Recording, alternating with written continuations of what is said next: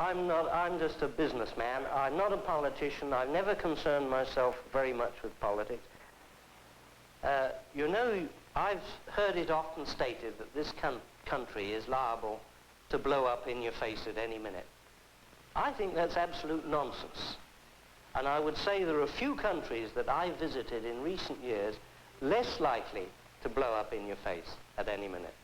And that by and large, most people in South Africa are pretty well contented. We are going to use all forms necessary to get our freedom in South Africa, whether it is violence against those who are violent against us, whether it is any type of violence possible. Our aim is to get our freedom, and we are prepared to get our freedom at whatever sacrifice necessary. We arrived in South Africa 3 centuries ago, more than 3 centuries ago. That was more or less the same time that the modern Americans arrived in America. Nobody has any difficulty in identifying America as a nation with a right to America. But the world seems to have great difficulty in granting us the same right in Africa.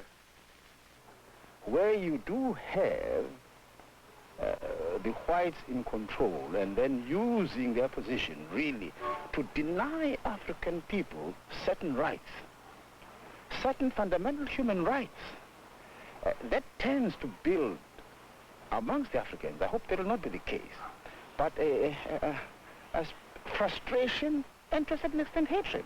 I hope not, but there will be the tendency in that direction. There is almost a virtual unanimity in the General Assembly that apartheid is something abominable, something abhorrent. One may have some differences about the words to use. Some might call it a crime against humanity. Others might call it an offense against human dignity. But there is this unanimity against apartheid. There is unanimity that apartheid is dangerous to international peace and security. I admit that sometimes the knowledge of South Africa in outside countries is badly based, but it seems to me that members of the human race are entitled to watch with critical appraisal what happens in other countries.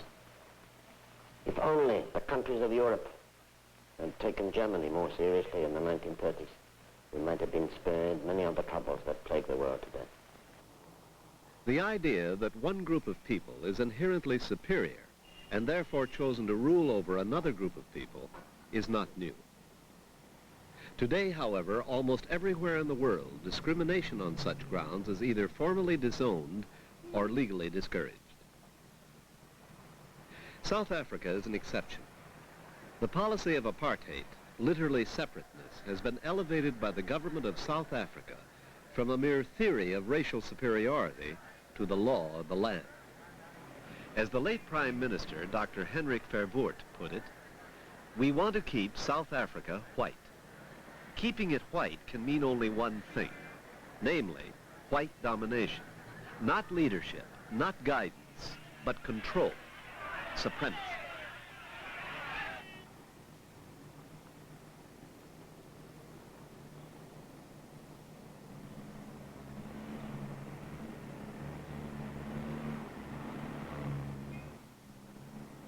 The key to apartheid in South Africa is the passbook.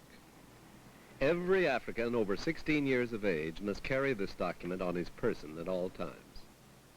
Its stamped pages regulate every detail of his life. He is subject to arrest and criminal proceedings if he cannot produce it on demand, or if any part of it is not in order. Without it, he cannot hold a job or travel from one part of South Africa to another. To the blacks, it has become the odious symbol of the denial of every basic human right and freedom. Since 1948, the government of South Africa has passed hundreds of laws and thousands of regulations and proclamations concerning apartheid. They regulate the lives of more than 4/5 of the population of South Africa. That is to say, the 15 million non-whites. Yet this great majority of South Africans has had no voice in the making of these laws and no legal means to change them. In a society ruled by a white minority, the African has become a virtual alien in his own country. He cannot own property anywhere in South Africa. He is subject to search in his home and in the streets. In order to maintain a huge, cheap labor force, the government has decreed that he may not leave his hometown without permission. And once he has left, he may not return for more than 72 hours without the authorization of a labor official. Often, he cannot live with his own wife and children because they are employed in separate areas. He cannot mix with whites in any social situation. Intermarriage is strictly prohibited.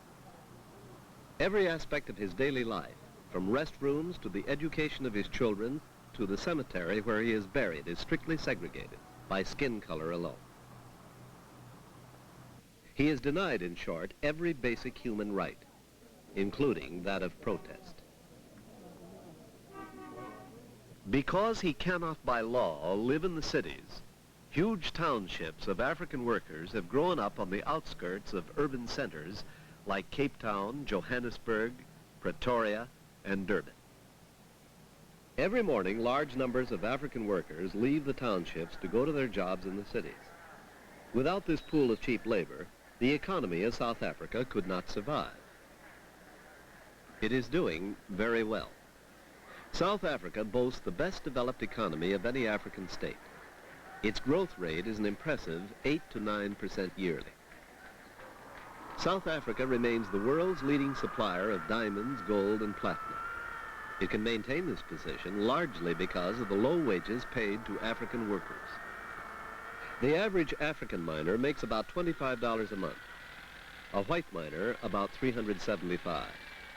They may work side by side, but the white man is always in charge. By law, skilled labor is reserved for the white worker. Yet no African is allowed to join a union or strike, no matter where he works or under what conditions. If he is absent from work without permission for only one day, he is subject not only to immediate dismissal, but also to criminal proceedings. South Africa's economy has been diversifying since the Second World War to the point where it is almost self-sustaining. But the gold from South Africa's mines still plays an important part in balancing the country's foreign trade. 90% of the miners in South Africa are Africans. Most of them are recruited in the rural areas and must leave their families behind. They work only as long as they are able-bodied. When they are no longer needed, or when they are too old to work, they may be declared redundant by a labor official and forced to leave town within 24 hours.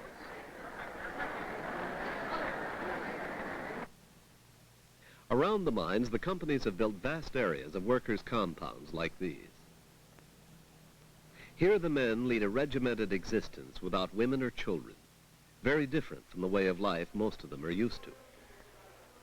The rooms are clean and comfortable, but not much more. To let off steam and fight the boredom of this bachelor life, many of the men participate in brutal, bare-fisted boxing matches. Often, these are organized by the mine companies.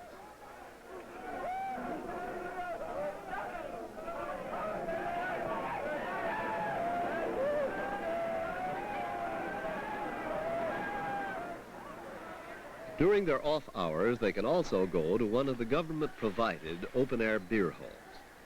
The only thing served here is a thick, soupy beer of very low alcoholic content. It's made from corn and served in buckets.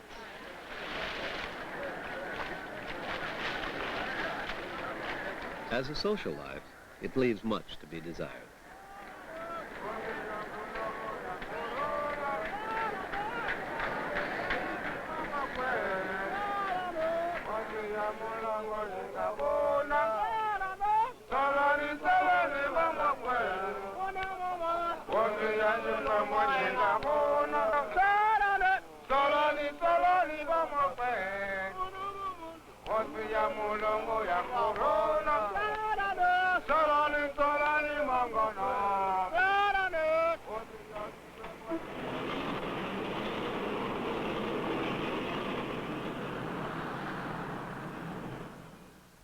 Some of the men also find their way to back alley speakeasies called shebeens.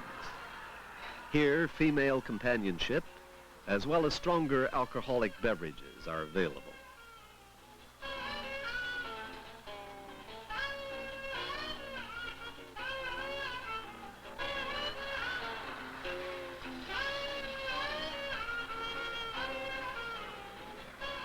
So much for the life in the cities.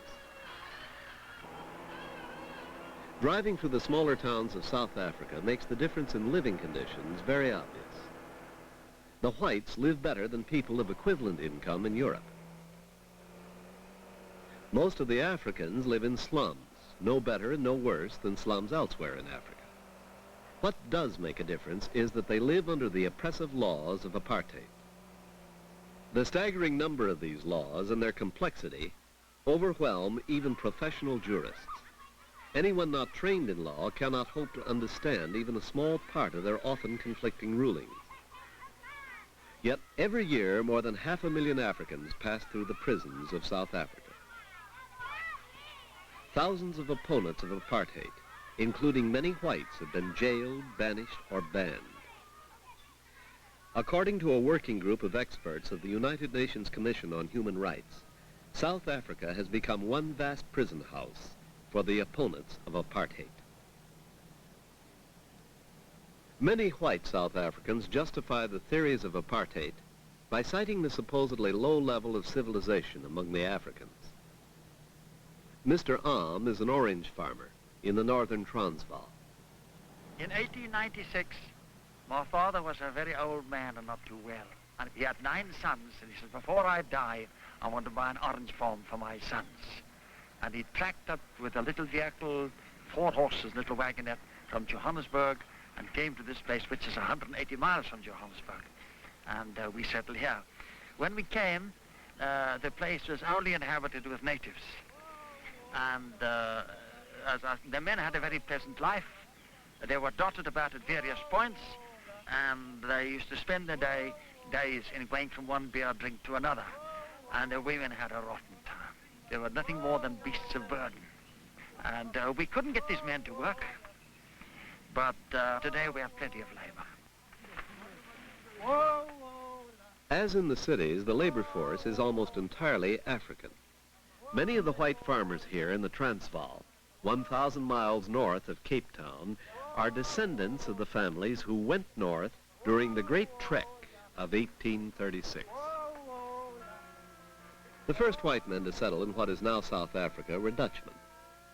They came in 1652 to set up a fort, a place to provision the ships rounding the Cape of Good Hope on their way to the riches of the East Indies. By 1806, when the British acquired the Cape, the first settlers had begun to spread from the coastal areas to the rich farmland of the interior. By then they had stopped thinking of themselves as Dutchmen living in Africa and began to talk of themselves as citizens of an Afrikaner nation. Mainly farmers, they were deeply attached to the land and to their Calvinist religion. They even evolved a language of their own, Afrikaans, a mixture of many languages but based principally on High Dutch. These stolid conservative farmers bitterly resented the newly arrived British and their commercial interests. So they packed their belongings into ox wagons and moved into the interior. In 1835, the Great Trek north had begun. On their way, they encountered African tribes who were pushing their way south. There were terrible, bloody clashes between the white settlers and these tribesmen. Not until late in the 19th century did the Afrikaners, together with the British, finally subdue all of them. The settlers, who called themselves Boers, a Dutch word meaning farmer, went ever further north. Isolated by their own choice and by geography from the revolutionary changes that swept Europe in the 18th and 19th centuries, they held to their strict Calvinist Protestantism, which justified their strong feelings of racial superiority. The Dutch Reformed Church believes in apartheid. Every nation has its own place in God's plan, according to the Bible. We believe that they must be evangelized, and everyone that is born again, he knows his place as a native or a colored. Get the native to believe in Jesus Christ, and you have met your problem halfway. Then he is obedient, trustworthy, and your real help and friend. And then he learns to love his master. The master again will be kind and appreciating if he knows the same Lord.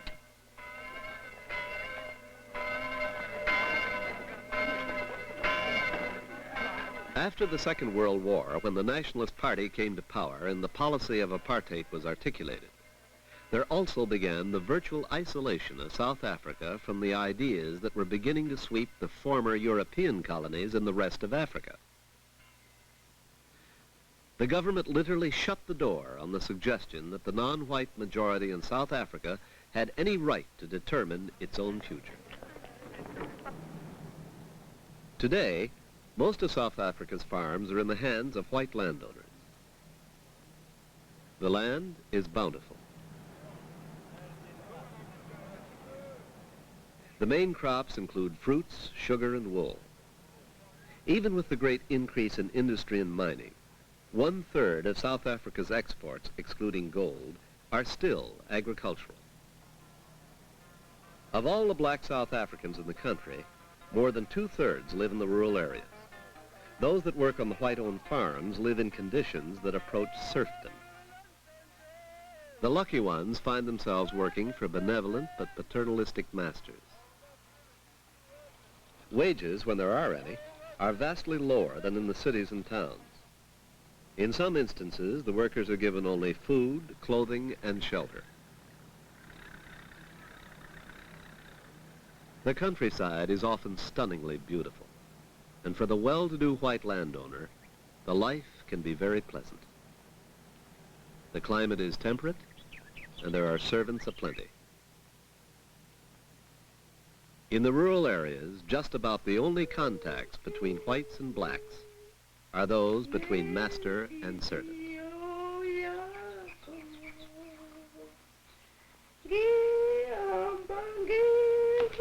Well, I feel that really the issue in South Africa is essentially a moral issue.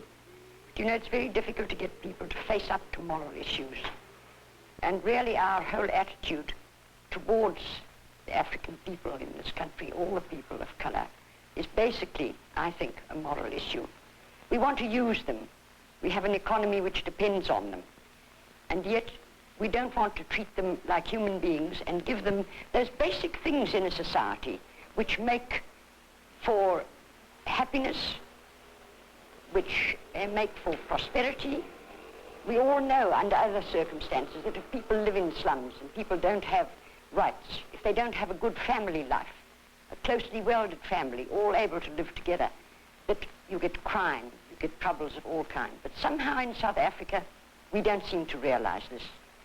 And our African people who live in the urban areas live unnatural lives. People don't think of the problems of their servant, for example, who can't live with her husband because she's working for you in a house, her husband is somewhere else, she can't live with him. Her children are scattered. People don't think of this in terms of, it happened to me, how would I feel about it? And they tend to think of them as something different, just a group of people. And this is something which frightens me very much, because although many white South Africans don't realize it, this influences you as a person. And I think you become less human. You tend to slur over the moral issues and just live your comfortable life, because life is very comfortable in South Africa. And so it appears to the casual visitor, the foreign tourist who sees South Africa only as a beautiful country with magnificent beaches, a booming economy, and the racial problem seemingly well in control.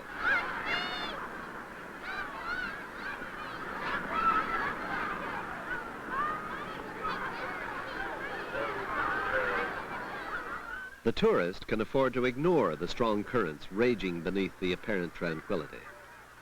The white South African cannot. And many South Africans, white South Africans, are unhappy at the apartheid policies which are being practiced in South Africa. and yet they see no real alternative to the practice of apartheid. They have, by and large, been conditioned to accept that if political control slips away from the white man into the hands of the black man in South Africa, then in fact there will be a period of oppression of the white man. And this will lead to both his economic and his political downfall. In 1945, only 4 African countries were independent nations. But suddenly, after more than a century of colonialism, the map of Africa began to change dramatically. Over the next 19 years, 32 new countries achieved statehood in Africa alone. These new members of the United Nations soon began to make their voices heard in the General Assembly. Racial discrimination in South Africa became one of their prime concerns, and they mobilized world opinion. I think you could divide the consideration of apartheid in the United Nations into 3 main stages. In 1946, it was brought up as a very limited item of complaint by the government of India against the government of South Africa on the discrimination against Indians alone. It developed in 1952 into the broader problem of racial discrimination and racial conflict or tension in South Africa. This went on till about 1960.